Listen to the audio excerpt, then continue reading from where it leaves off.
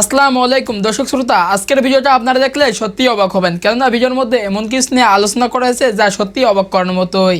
প্রথম আলোর একটি অফিসিয়াল সাইটে একটি নিউজ পাবলিশ করা হয়, জানিয়ে থাকবে আজকের বিস্তারিত আলোচনা। তো দর্শক শ্রোতা, বেশি দেরি করবো না, মেন ভিডিওতে চলে যাব। তার আগে আপনাদের কাছে আমার ছোট্ট একটি অনুরোধ, যারা আমার চ্যানেলে নতুন দর্শক আছেন তারা অবশ্যই আমার চ্যানেলটা সাবস্ক্রাইব করবেন, এবং অলরেডি যারা সাবস্ক্রাইব করে রেখেছেন তাদেরকে জানাই অসংখ্য ধন্যবাদ। তো চলুন মেন ভিডিওতে চলে যাই। তারেক রহমানের 4 মামলার কার্যক্রম বাতিলের রায় বহাল। বিএনপির ভারপ্রাপ্ত চেয়ারম্যান তারেক রহমানের বিরুদ্ধে চাঁদাবাজির অভিযোগে করা 4টি মামলার কার্যক্রম বাতিল করে হাইকোর্ট যে রায় দিয়েছিলেন তা বহাল রয়েছে। হাইকোর্টের রায়ের বিরুদ্ধে রাষ্ট্রপক্ষের করা পৃথক লিভ টু আপিল খারিজ করে দিয়েছেন আপিল বিভাগ। আপিল বিভাগের জ্যেষ্ঠ বিচারপতি মোহাম্মদ আশফাকুল ইসলামের নেতৃত্বাধীন 4 সদস্যের আপিল বিভাগ রোববার এ আদেশ দেন। চাঁদাবাজির অভিযোগে তারেক রহমানের বিরুদ্ধে রাজধানীর পৃথক 2টি থানায় করা 4টি মামলার কার্যক্রম বাতিল ঘোষণা করে গত 23 অক্টোবর হাইকোর্ট রায় দেন।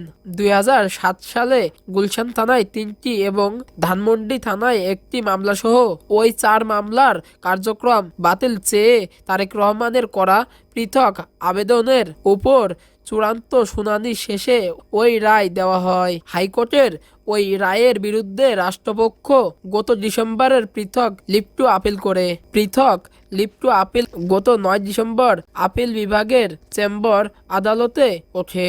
সেদিন আদালত আপিল বিভাগের নিয়মিত শুনানির জন্য নির্ধারিত করেন।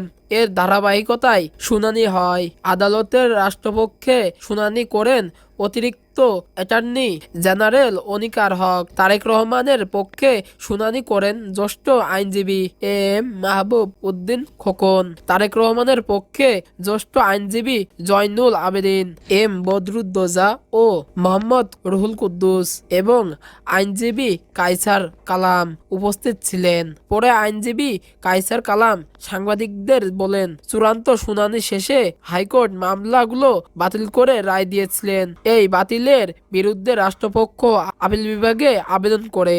দুই পক্ষের পূর্ণাঙ্গ শুনানি নিয়ে আদালত রাষ্ট্রপক্ষের আপিল খারিজ করেছেন। তার মানে দাঁড়ালো, হাইকোর্ট মামলাগুলো বাতিল করেছিলেন, সেই বাতিলের রায় কার্যকর থাকলো।